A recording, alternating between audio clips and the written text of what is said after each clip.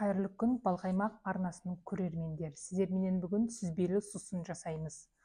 Бұл үшін бізге сүзбе керек болады.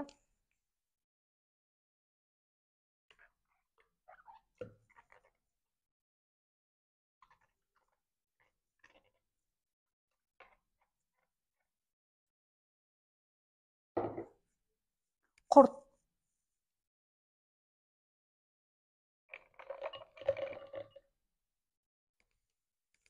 Базиликті саламыз.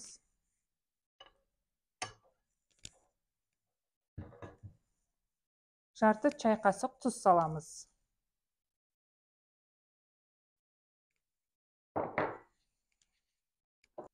Су құямыз.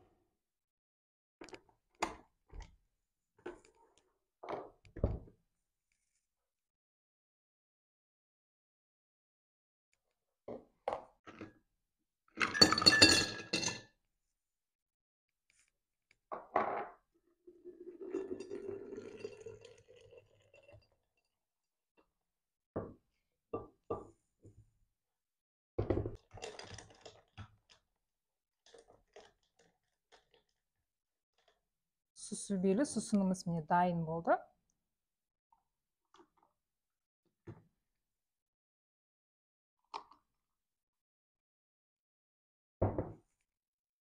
Осындай қылып әрлеп қоямыз.